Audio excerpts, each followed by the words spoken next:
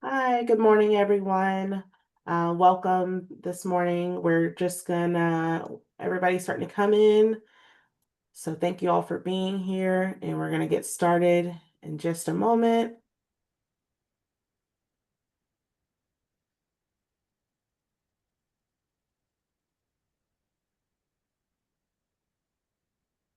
All right. Looks like the numbers starting to grow. Had a great turnout so far, so thank you all for being here. All right, and I think we look like we are good to go. So I'm gonna pass it to Alex to take us away. Thank you, Kara. Hi, everyone. My name is Alex Perez. Thank you for joining us today. I am an advocacy manager at the Active Transportation Alliance, and this is the first of three webinar series that will be talking about the Safe Route to School grant. And this one, for the first out of three, we'll be talking about just a grant overview, going over what it's like to apply for a school, Safe Route to School grant, and just some tips for people who are new to it. So I am here. My boss, Jim Merrill, Advocacy Director, is also in the meeting, and then we have John Paris with the Illinois Department of Transportation. That is will be helpful to answer any questions that you may have during the webinar. And we're also in partnership with Active People Healthy Nations, Illinois Public Health, and the Illinois Alliance to Prevent Obesity. So these are organizations that we are partnering with to bring these webinars for you today. So welcome. This webinar is being recorded and will be posted on our website. If you go to Safe Route to School webpage, you can find other recordings there, and this recording and future recordings will be there for people who want to go back and listen to it again. Participants are automatically muted, just some groundbreaking rules. And if you want to ask questions, feel free to do that in the Q&A box. And closed captioning is available for people as well.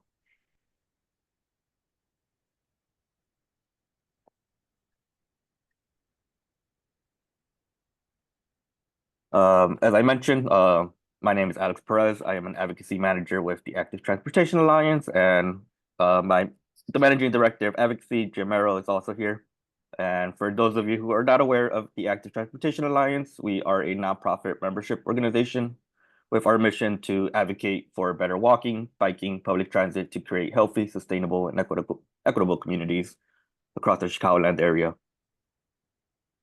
So the ISPAN it stands for Illinois State Physical Activity and Nutrition Program. It's a 5-year initiative to connect activity-friendly routes to everyday destinations by improving walking, biking, and public transit, and helping promote these physical activities in your communities.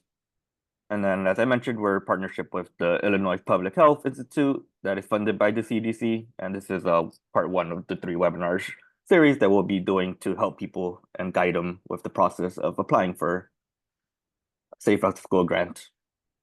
So this is the first one happening today, just doing a grant overview for everyone.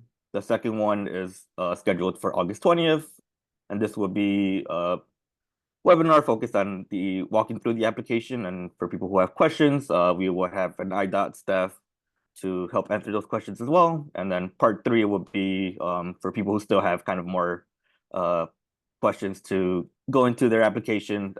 September 17th will be the opportunity for people to kind of ask last minute questions before submitting their application. So part of the help that we're doing too is that we are offering one-on-one support for the applications. So we're going to be selecting about 5 to 10 communities, and with that help, we'll be able to review your narrative, provide tips, so you can have a strong application. And then if you want to do that, the deadline will be August 15th. And then if you are selected, we'll notify you by the end of August. There is a QR code if you want to scan it to go through the questionnaire and see through it. We will be happy to help communities out with any help that they have so they can have a strong application. Okay, so quick agenda for today. We'll be providing an overview of the Safe Routes to School, what's going to be in the Safe Route to School grant for 2025, talking about eligibility. So there are two categories, infrastructure projects and non-infrastructure projects under the grant. And then we'll be also talking about proposal for the scoring, required documents that you need for the application, and then just tips for getting you prepared to have a good application. So just some background, Safe Route to School is administered and managed by the Illinois Department of Transportation, which is IDOT. Um, the federal fund, it's a federally funded source via Transportation Alternatives Program, the TAP, to improve conditions for walking and biking to school, and then primarily focus on kindergarten to 12. So any school can pretty much apply for this. So the funding cycle is every 2 years. The call for proposals is opens on Friday, August 1st, and it goes all the way to Monday, October 13th is when we'll be closing the call for proposals. And for the 2025 year, there's going to be 12 million in funding available, and it is 100% funded as well. So communities will get their money back when applying for these grants. Uh, just some background for people. The Safe Route to School originally originated in Europe in the 1970s and was introduced in 2005 in a federal transportation bill that brought it in. And then the cycles for 2025 is funded through Transportation Alternative Program, the TAP, and the Highway Safety Improvement Program. And if you want to have more information of Safe Route to School partnerships and the National Center, there are two links available here, and we'll also be able to share the slides for people who can click on the links as well. So what's new with the 2025 cycle? As I mentioned, there are 12 million in funding for this year, and it is a reimbursable program. So you do have to have the money up front, but the money will be reimbursed to you for the project that you've funded. So as I mentioned, there's two types of projects that you can apply for with the Safe Route to School grant. So one of them is infrastructure, and the other one is non-infrastructure projects, and I will go into those later in the slide as well. So just some goals for the Safe Route to School. We want to make sure that it enables and encourages children, including those with disabilities, to walk, bike, and cycle to school. We want to make bicycling and walking to school safer and more appealing, a more appealing transportation alternative, thereby encouraging a healthy and active lifestyle from an early age, and then facilitating the planning, development, and implementation of projects and activities that will improve safety and reduce traffic, fuel consumption, and air pollution within 2 miles of a primary, middle school, or high school. So we're want to make sure that when we are applying for Safe Route to School grants, that the projects are within a 2 mile radius of a school selected. And gonna provide some past grant cycles. So this is some things that were done in communities. Maywood enhanced their sidewalks and installed some bump outs. Genoa installed new sidewalks and curb bump outs as well, and then crosswalk striping. Normal did some multiple new multi-use paths and a bike rack. Western Springs did a school travel plan with infrastructure recommendations. There was some pop-up traffic gardens and a bicycle rodeo. So there's different opportunities and ideas for communities to improve safety and walking for their communities, for getting to and from a school. So these are just some ideas. There was a student idea that led to a project, and you can see the photo there with student and Governor J.B. Pritzker. So it is a good way to also get students involved as well with the idea of improving safety and transportation around their school. So these are two examples of Safe Route to School infrastructure projects that were done. The city of Mendota did a Safe Routes to School safety audit and a plan, and then they did a sidewalk construction to Lincoln Elementary School. And then the city of Kankakee widened their sidewalks, added a pedestrian median, and added flashing beacons and signage to the school, as you can see in the picture. The after of what the Safe Route to School grant was able to bring to the school and make it safer for children and staff to walk to school.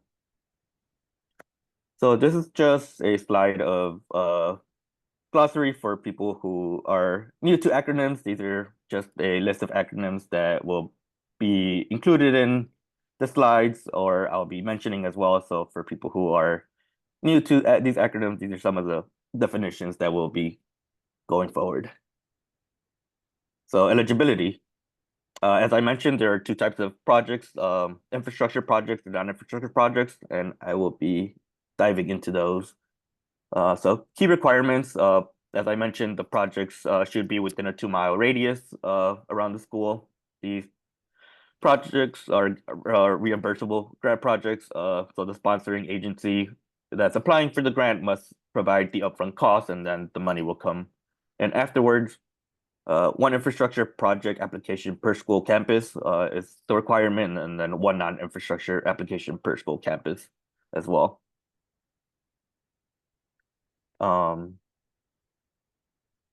There's also GATA requirements. GATA required for all infrastructure applications except for local public agencies, and this includes municipalities, counties, and townships, and GATA is required for all non-infrastructure applications as well. And if anybody has any questions on GATA, me or John Perez can talk about that as well. Other requirements must be included in the Metropolitan Planning Organization's Transportation Improvement Plan. And if funding is received, it must be included in there. And then with the project, it also must comply with state, federal requirements. Examples, the ADA and the MUTCD guidelines. And then no scoping or funding changes. And then unused fundings are returned to the program. So you want to make sure that you are using all your money that you are given for the grant. If not, you do have to return it. So what type of infrastructure projects are you able to do? Here's some images of sidewalks, bike lanes, crosswalks, bike racks, what looks to be like a bike rodeo. So these are examples of infrastructure projects that can be paid for with the grant money. So who's eligible for infrastructure projects? So it is K through 12, public and private schools are eligible. For the sponsor, it has to be local government with roadway jurisdiction. So you have to make sure and are aware of the road that you are working on is owned by who it's owned by. So municipalities, counties, township is all important to know. Schools and school districts as well could be sponsors, and then sponsor will administer the project and act as the final fiscal agent. So be aware that you are managing that as well as a sponsor. Other key requirements. So when it comes to the amount of funding, the award maximum could be up to 250,000, and then the minimum could be up to 25,000. So that is the range for infrastructure projects. And when it comes to eligibility, construction and construction engineering is what it's eligible for. And then it is not eligible for preliminary engineering and right-of-way costs. So PE should be completed within 6 months of award announcement. So we want to make sure that people are already ahead of the planning when it comes to applying for it. And what you're able to apply for is for construction and construction engineering for infrastructure. So funds must be obligated within 18 months of the award announcement. Construction should be completed by end of year 3 from award announcement. So you want to make sure your timeline is aligning with these requirements as well. And then GATA is not required for all infrastructure applications except for local public agencies that include municipalities, counties, and townships.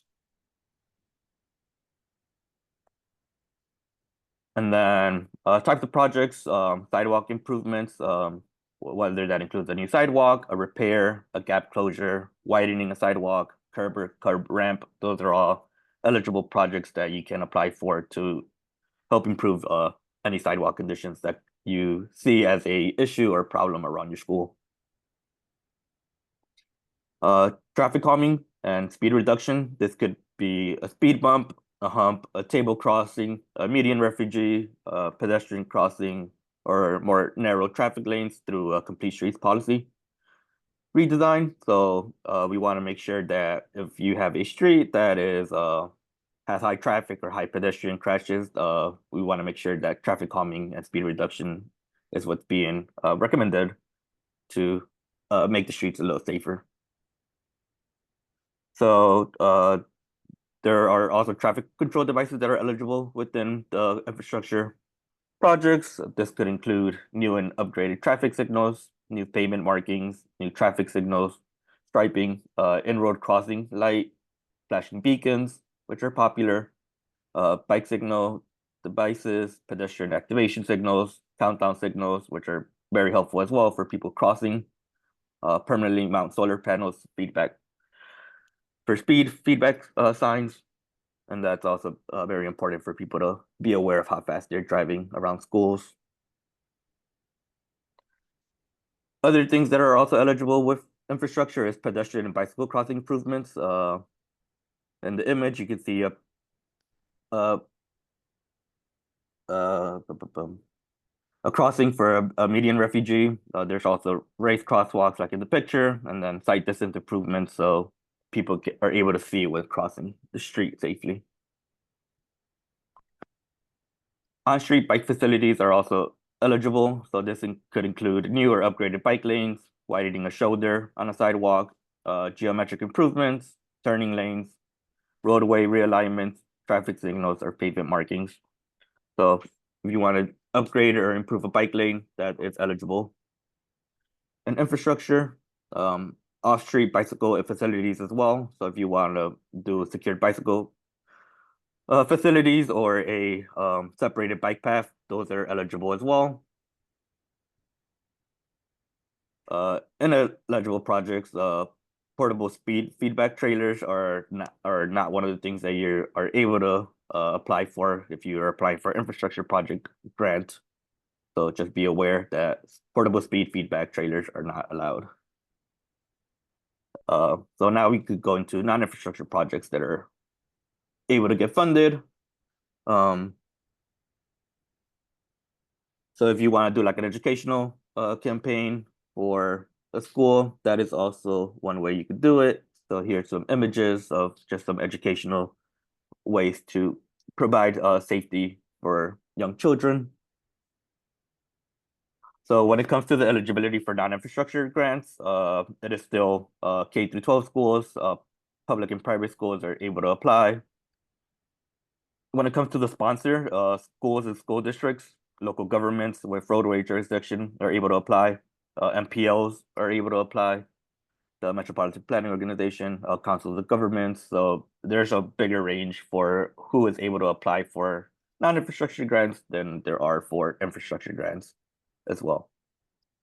And then sponsors will administer the project and act as fiscal agent as well, similar to infrastructure projects.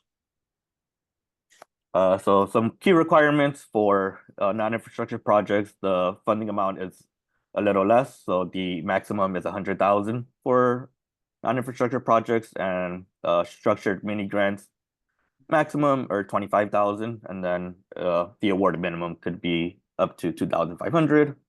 And then some of the other requirements for GATA is required for all non-infrastructure applications, and then it must be completed an invoice.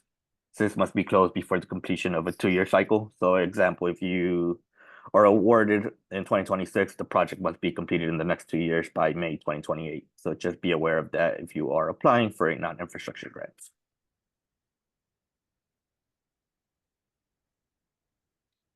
So there are different types of non-infrastructure projects that you could apply for. So some examples are enforcement, education, encouragement, evaluation, equity, engagement, and mini grants. So there's different ways to bring about safety for kids and staff, and education, enforcement, and encouragement are great ways to get the word out. So eligibility costs, equipment and supplies, educational material, promotion, incentives or publicity, planning and evaluation, associated education and training, printing and copying. These are all things that you can uh, cover with your non-infrastructure projects. So enforcement, crossing guard training programs, parent or student patrol programs, equipment for crossing guards or parent-student patrols. These are a way for having someone on the street, visible eyes, and helping students, parents, staff cross streets where maybe it might be a little too difficult to cross, and crossing guard will come and help. Education, educational materials, bicycle rodeos, personal safety skills for students and parents. We want to educate parents and caregivers about safe driving procedures at school as well. And then training workshops are eligible under education. For encouragement, safe route to school promotional campaigns and materials, modest rewards for safe route to school contests and events. So if you want to do mini events, contests, that's all eligible as well. Walking, school bus or bike trains, those have been very popular. So if you want to set something like a school bus or a bike train, that is also will be able to be covered in non-infrastructure grant. International walk or bike to school event, those are also very popular with schools. And then walking or biking mileage clubs. And then for evaluation, the cost could go for gathering data, doing an analysis and reporting at the local level. So all that could be funded, measuring as well, parents, guardians, students, law enforcement perceptions of safety, safe route to school corridor plan. So a corridor plan could be created, safe route to school travel plan or safety audit with infrastructure recommendations. Like as mentioned in the previous slides, some of communities have gotten award money through travel plans, safety audits, and recommending infrastructure upgrades. Equity and engagement. So the cost for gathering feedback from disadvantaged, historically underserved areas. So we want to make sure that you are looking at and prioritizing communities that are historically underserved and want to make sure these communities are safe and the needs for walking, biking, and school are prioritized for these communities. Community-wide events that promote safe walking, biking, and rolling for school-age children. Cost for organizing a safe route to school program and a committee within a school or school district. Safety walk audits for schools, walkability or bikeability events to determine gaps or hazards for students on their path to school. So these are engagement ways to get people involved.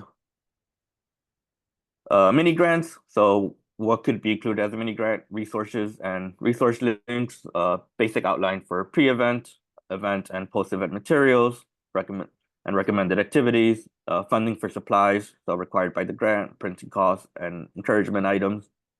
So there is a 25,000 max award as mentioned, and then and it's also dependent on the number of students participating. So you want to make sure that you have a good idea of how many students would be participating in your mini grants, and that will impact how much money you are awarded.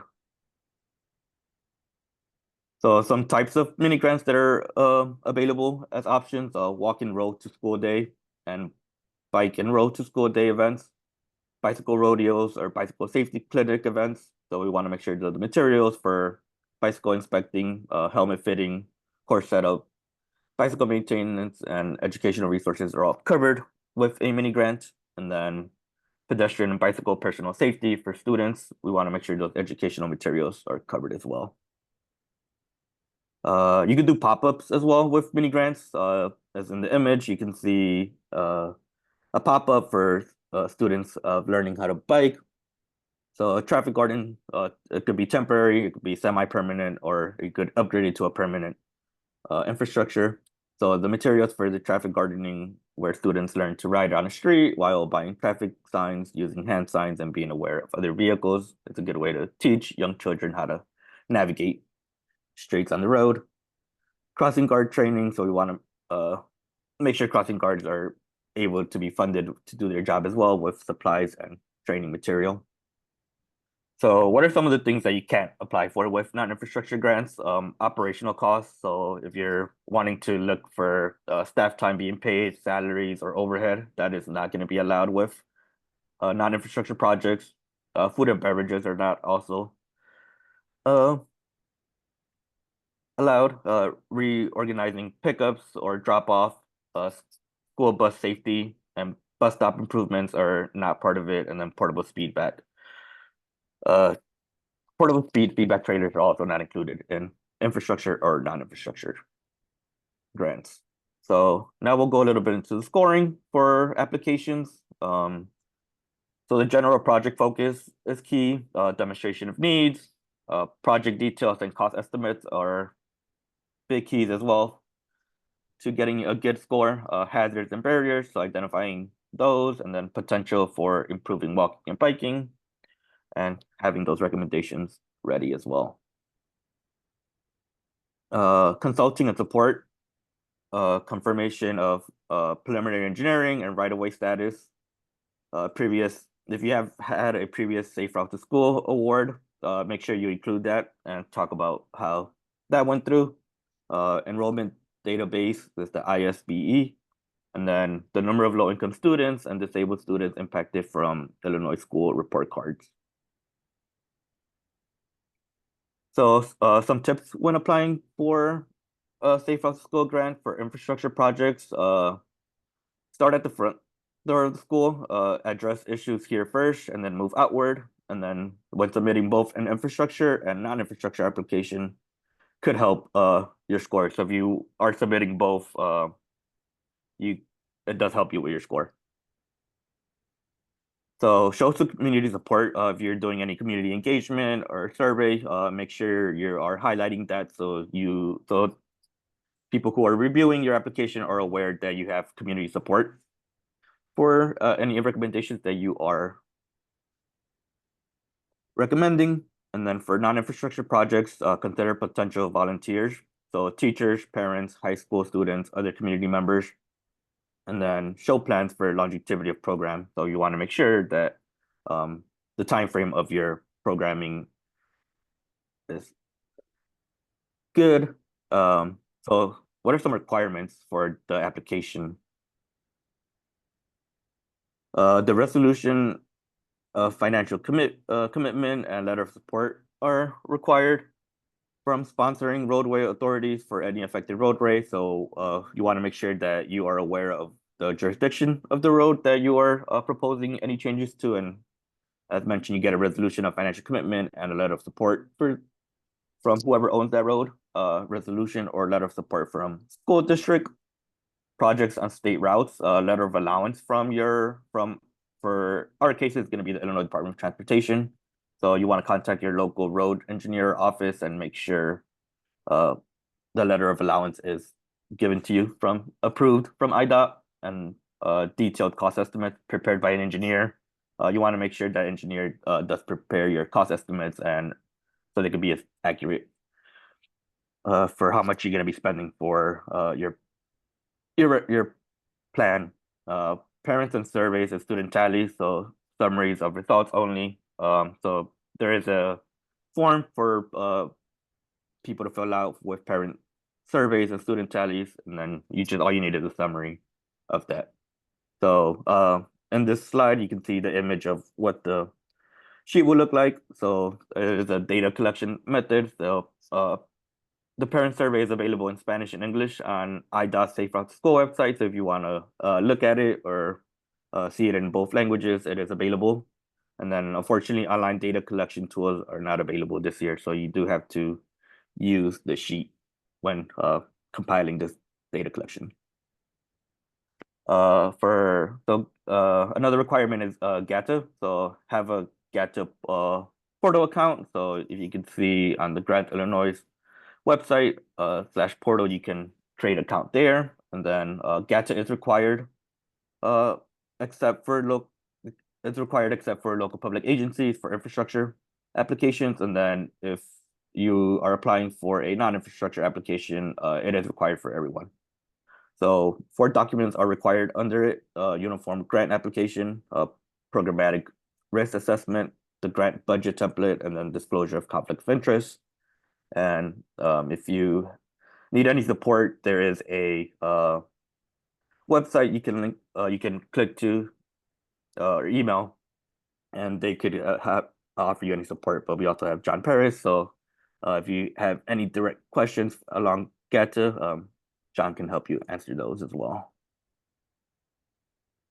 So additional documents that are needed, uh, additional letters of support from project partners. So if you have or MPOs, local school councilship, nonprofits that they can provide a letter of support. Make sure you get those because those will help you out as well. Other supporting documents like photos, designs, school wellness policy, walk audit findings, speed studies. Those are all also helpful. That can improve your scoring. So when is it due? So electronic applications they must be submitted and received by IDOT by 4:30 p.m. Central Time on Monday, October 13th, 2025. So that is the last date to submit your application. Hard copies are now required, so send your electronic. If you send your application electronically, you are fine. And then the award announcement will be expected around spring 2026. So just some general tips now for safe route to school. So if you're not aware of your local IDOT contact, you could call your IDOT district office and ask for your local office roads. And if you want to know better way to contact your information, you could go to the website at IDOT regions, and you could get a better idea of what region you are in. So another general tip, so start getting your project ready, start collecting letter of support from MPOs, parent groups, law enforcement, businesses. These are all people or organizations you can reach out to start getting your letter of support. Demonstrate community support as well. So student parent surveys and tallies, public meetings, letter of support, checklists. It's a good way to demonstrate that you have community buy-in with your project. And then start crafting a needs assessment. What unique problem will your project solve? So you want to make sure you're identifying the problem and providing accurate ways to improve that problem. So as well as gather collateral data that could help make your case stronger. So traffic studies, crashes, report health and air quality data, that's all helpful as well. And if needed, reach out to engineering firms to see if they can help provide a detailed cost estimate or other support as well. So when it comes to engineering support, that would be needed for cost estimates, so they can be done accurately.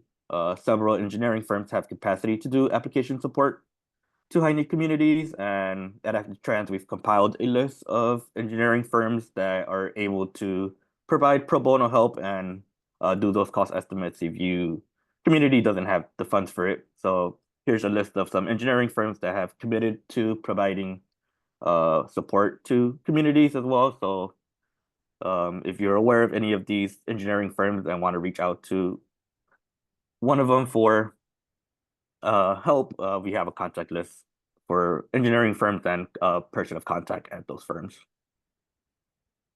So as mentioned, we are also providing application support for as part of SPAN. So we are offering one-on-one support to about 5 or 10 communities that are going to be selected from the applications. So part of that will be able to help with your application narrative review, so you're have a strong application when it's the process review time, and then you want to make sure that you are submitting your application form by August 15th, and there is a QR code for people to request application support as well. So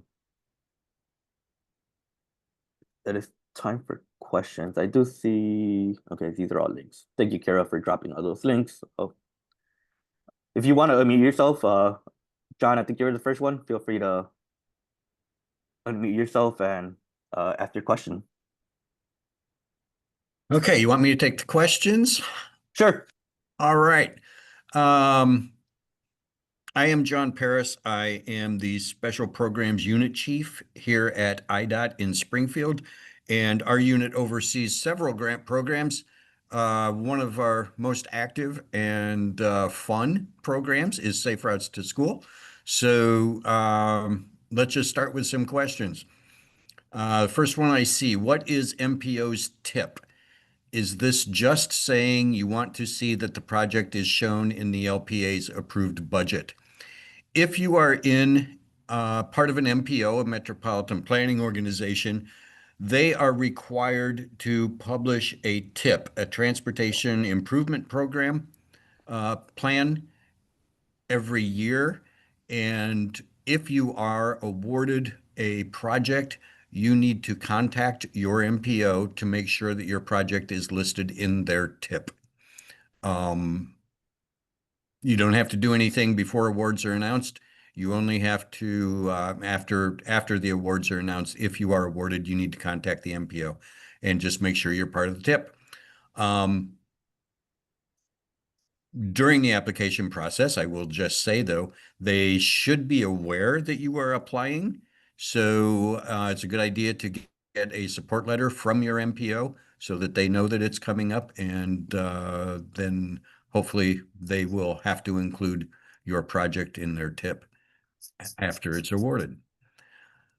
Next question, if a municipality is applying, do they need to complete the GATA forms? Okay, GATA is getting confusing. And GATA stands for the Government Accountability and Transparency Act.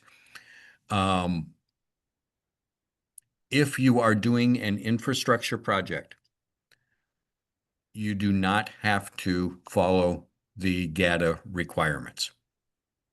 IDOT has been exempted from having to follow GATA requirements for transportation projects.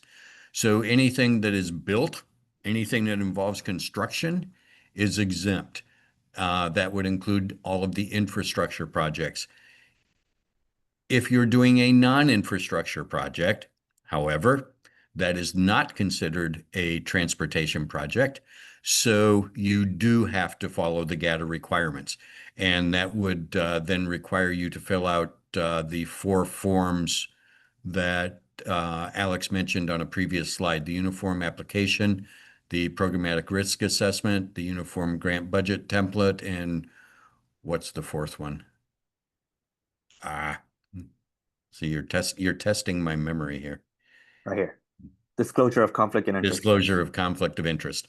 So those forms are you can find on our website, and they are listed under the required documents for non-infrastructure.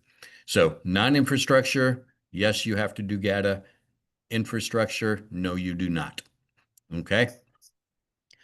Next question. Uniform grant application and risk. These are required for infrastructure projects. No, they are not. So that's an easy answer. This year's program size is 12 million. What was last cycle's program size? Was last cycle 6 or 12? I can't recall. I think we did 12 2 cycles ago and then 6 last time, and now we're back to 12. That sounds about right. Yeah, that's what I think it is.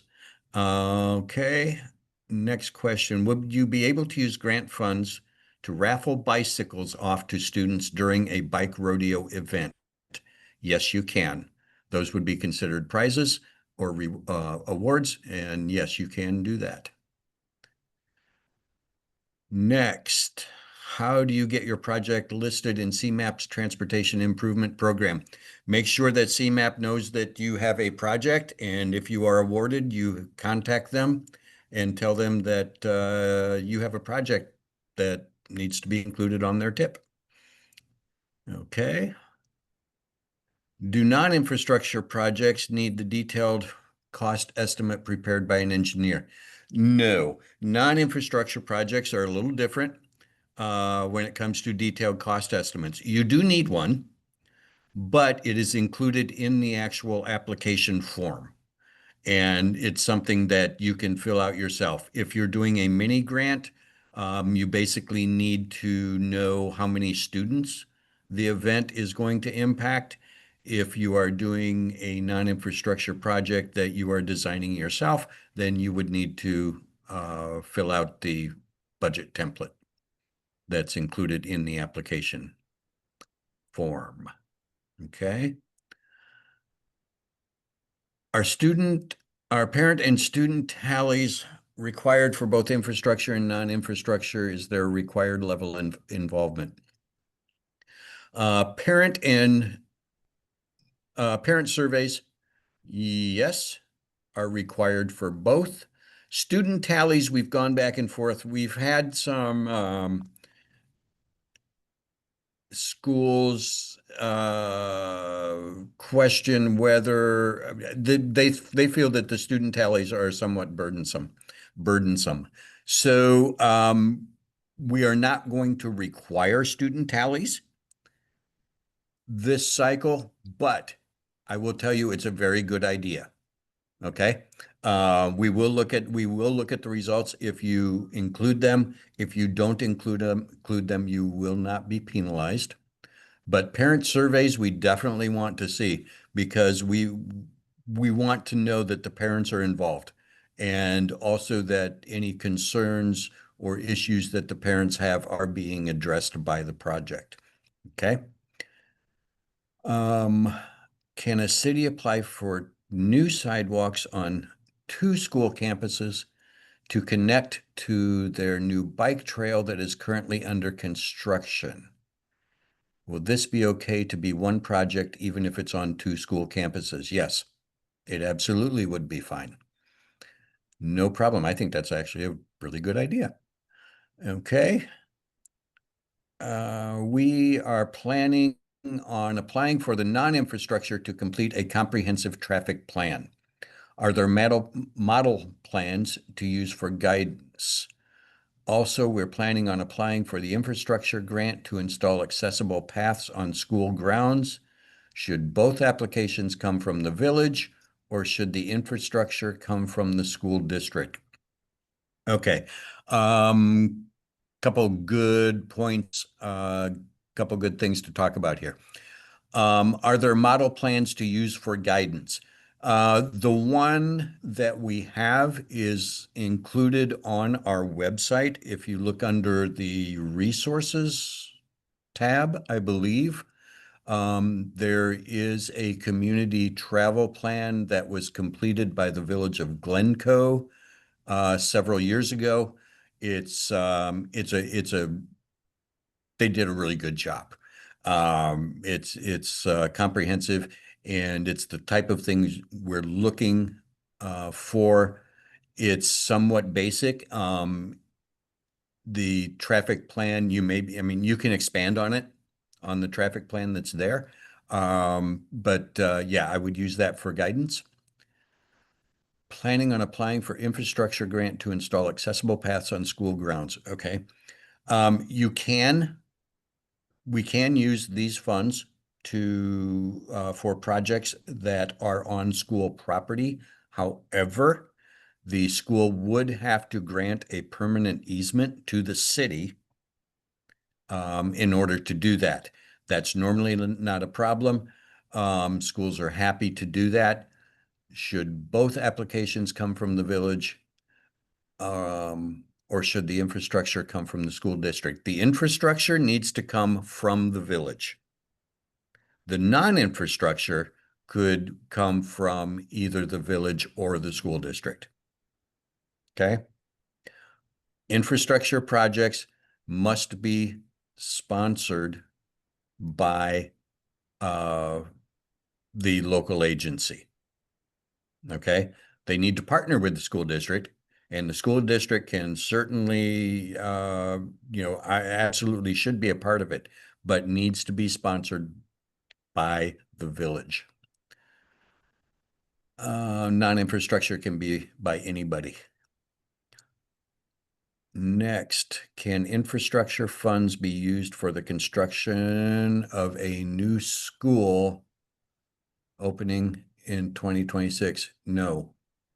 No. The school has to be there first before we can do any work leading up to the school. So that's, I don't like to say no, but that's a big no. Can't do that one. Okay. Where's the next one? What is due on August 15th? Oh, okay. Jim is typing an answer. August 15th is the application to work with ATA to help you write an application. That has nothing to do with the actual IDOT portion of Safe Routes to School. Okay, next, can an MPO be the lead sponsor on a non-infrastructure project application?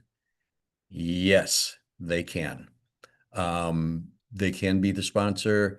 Would they be able to apply directly, or can they only partner with the local school district or LPA? They can apply directly, but we definitely want them, as far as completing the application and as far as executing the project, uh, they should absolutely be partnering with the local school district and the local agency, working together to make sure that everybody's voice is heard. But no, they can apply directly for non-infrastructure. Next, if we are a township whose children mostly attend a school inside the city of Springfield that is adjacent to our neighborhood, would be able to apply for an infrastructure project even if the school is outside of our township?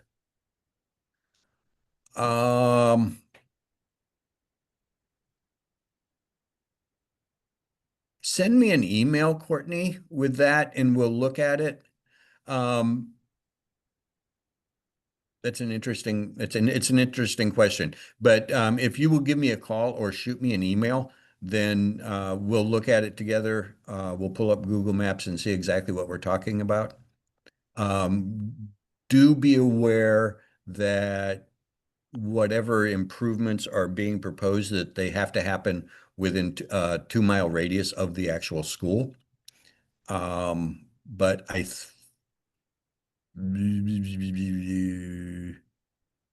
we'll have to talk about that. Let's talk about that. We'll see if we can figure something out there. Next question. Can we do an accessibility study as a non-infrastructure project, sidewalks, etc., within the 2-mile radius of the school? I think that is the type of thing that could be included in a community travel plan.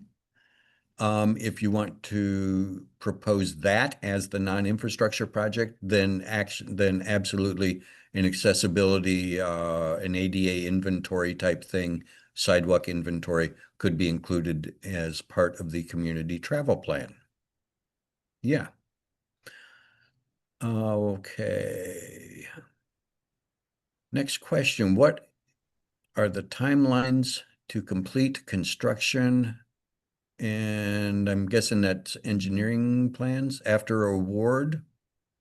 Depends. It totally depends on the size of your project and whether there's any complications regarding right of way, environmental issues, anything like that.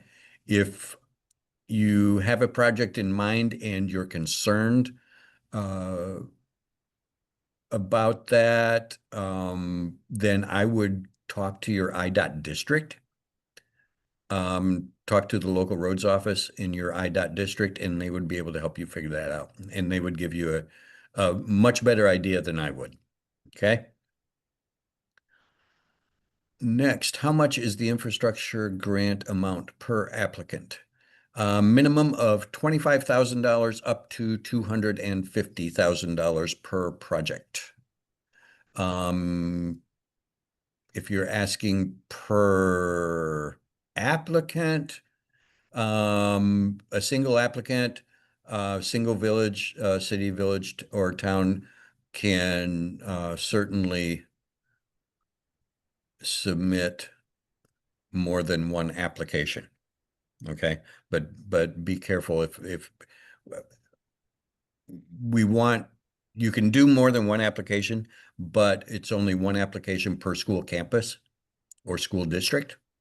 So if you, again, if you have a question about that, go ahead and give me a call or shoot me an email. And so we can look specifically at where you're talking. Next, would a project for bike racks only fall under infrastructure or non-infrastructure mini grant? Is it possible for a school district to apply for bike racks at multiple schools? Bike racks are an eligible cost. You can do bike rack only projects. Keep in mind the bike racks have to be permanently installed.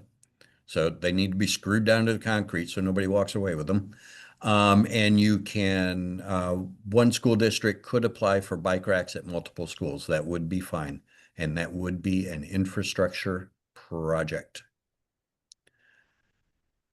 Okay, Sarah, thank you for the information. You are very welcome. Can you confirm whether there are any limits on how many agencies within the same jurisdiction can apply? For example, can a school district, a local nonprofit, and a municipality all apply for different projects? That's a good question. I would say maybe depending on what you're talking about. If are they different school districts? Are they different projects for different schools? Um, Again, that would probably be a specific question. Um, so again, that would, kind of shoot me an email and let me know what you're actually thinking about, and we'll help you figure it out. Because that can get kind of muddy at times. So, okay. Next question. Can a public school district submit multiple applications? One application for an elementary school in Skokie, one application for a middle school in Evanston. I'm going to say yes in that case because you're in different municipalities. We kind of our guideline rule is one infrastructure and one non-infrastructure per school district.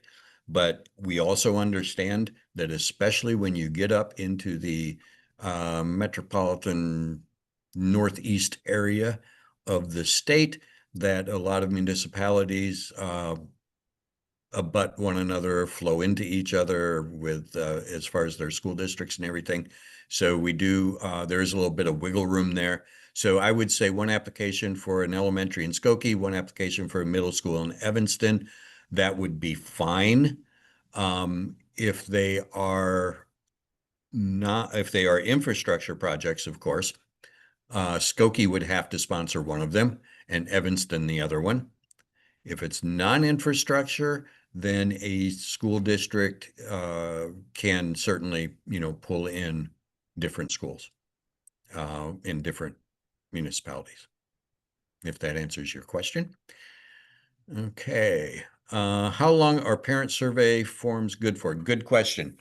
If we applied in the last year, did not get funded, are the student and parent surveys still good for this cycle? Yes, they are.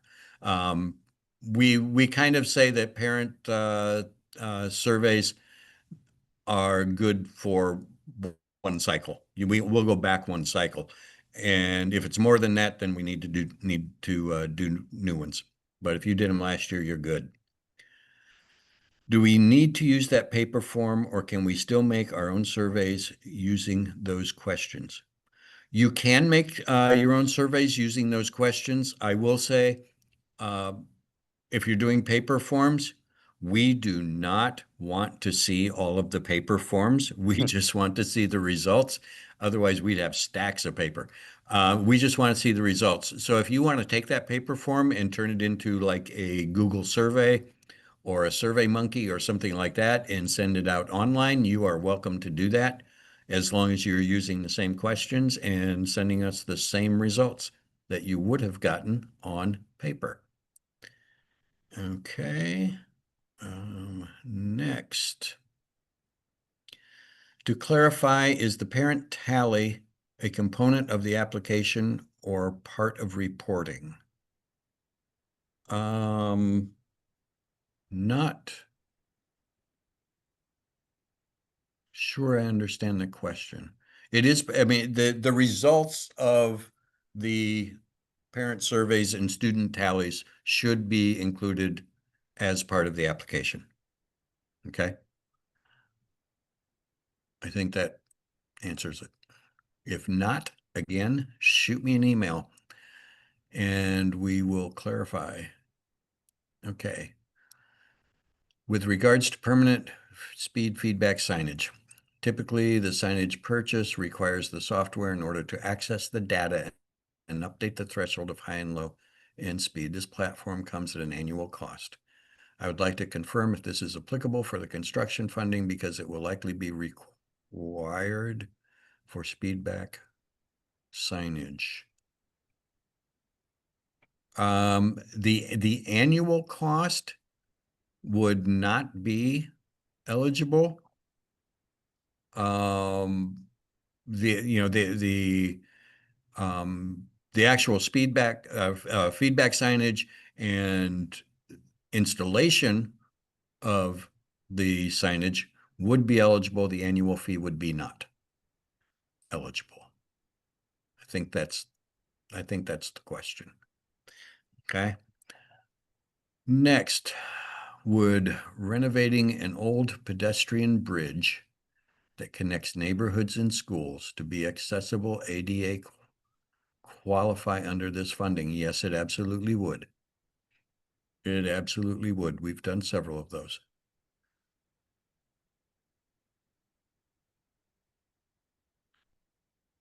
Is that all the questions?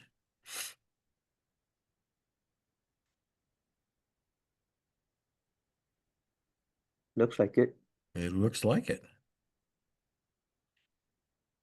Thank you, Kristen. You're very welcome.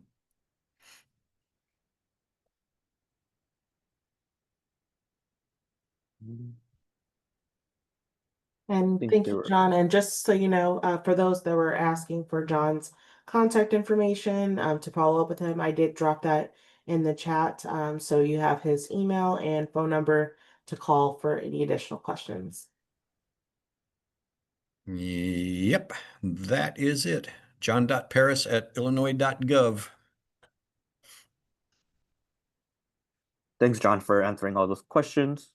Just giving people a quick update for the next webinar will be on Wednesday, August 20th, and we'll be walking through the application, and then any Q&A that people may have, feel free to pop in, and we'll be able to answer your question to the best of our abilities. And as mentioned, Safe Route to School application is due Monday, October 3rd, so make sure you have that date down of when to submit your application by. If you want to get in touch with IDOT, there is an email, or if not, feel free to reach out to John Perez directly. There is a Safe Route to School guidelines and application link as well. And if you want to look at previous recordings that we've done or look at Safe Route to School resources, feel free to visit activetrends.org/Safe Routes to School, and you can look at previous recordings or this recording there. So get in touch. Next step for applications, make sure you get in touch with schools districts, government agencies impacted by the project. Reach out to your MPO so they're aware of a project that you might be bringing in. IDOT district local road offices for project questions, partners and stakeholders for a letter of support, and make sure an engineer for cost estimates. And if you want to apply for the one-on-one support that we have, feel free to fill out the form, and we'll be helpful to connect you with an engineering firm. So get started on your GATA forms, create a plan for distributing the parent student survey tallies, and then completing the walking and biking checklists are things to start getting ready if you're interested in applying for an application. And that is the last slide I have. So thank you all for joining, listening. And if there's any other final questions or comments, feel free to speak. Yeah, we did. It looks like we did get one more question in. Can we make walkability and bikeability questionnaires digitally to make it easier for parents and kids to complete? I suppose you could do that. Yeah. And I would just say that uh, as you're looking at your projects and as you're designing your projects, because we still have some time here, right? Can Yep. I just ramble? Um, the walkability and bikeability questionnaires or sometimes they're called walk audits or bike audits. Those can be so valuable.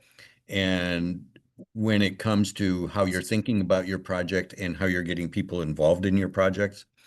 Um, and if you don't know what one of those is, basically what you want to do is get someone, one of your local agency officials, your mayor or alderman or city councilman, someone from law enforcement, a police officer, um, someone obviously from the school, a handful of parents, and a handful of kids, maybe even some local businessmen in the area, and let those kids walk you to school.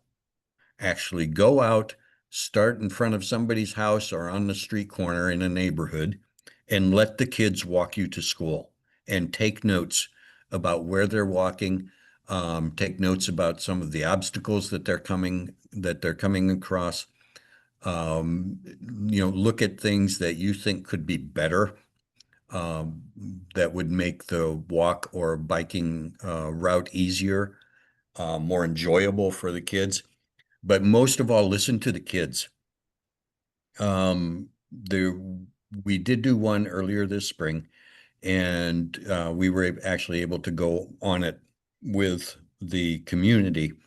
And as we were walking towards the school, we were walking down a street. The school was about 2 blocks off to the right of us. And we passed a block that would have made sense to the adults to go down because it led straight to the school. The kids wanted to go up a block and then across. And we asked, why don't you want to go this way? Because this is the straightest and quickest path. And the answer was that lady down there has big dogs. They were scared to walk down that street because some lady had big dogs that would bark at them along the way. And so, there was something that a parent probably wouldn't even think about, or an adult wouldn't think about, but it scared the kids, and the kids didn't feel safe. So, if the kids don't feel safe, then that's not a safe route for them. Um, so, you either reroute your path or maybe just go down and talk to the lady and say, hey, the kids are walking during these times. Could you keep the dogs inside? Type thing. So, the walk audits are really cool. And also, you're going to see, if you're 5'8", you're not going to see the same things that a 3-foot kid is going to see. Okay. So listen to the kids and just see what they think. The walk audits are a lot of fun. But if you can make that digital and take notes digitally as you're walking and stuff, yes, that's absolutely fine. We just want to see the results. Um, so yeah, do walk audits. Do walk audits. You'll learn a lot. And it also, you are automatically getting more people involved in your project as you get those people together to do the walk. It's kind of a cool thing. You might be able to tell I enjoy doing those.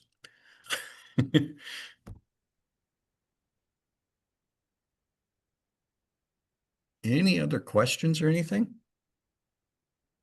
I do see one last question about will the slides be available? I believe they will be on the Active Transportation's website for resources. Just want to confirm that with you, Alex. Yep. We'll put the slides on the resources, and then we'll also have a link to the recording of the webinar.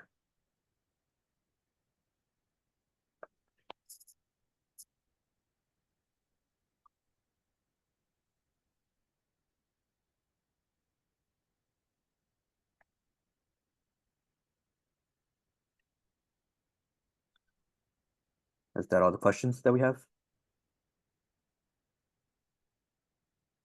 I believe it is.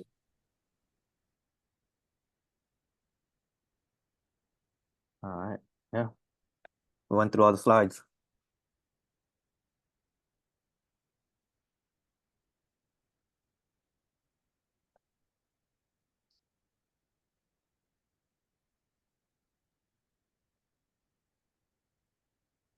Thank you everyone who's stuck around, listened to the slides and had questions. If you have any other questions, feel free to reach out to any of us. We'll be happy to answer your questions and look forward to the next one.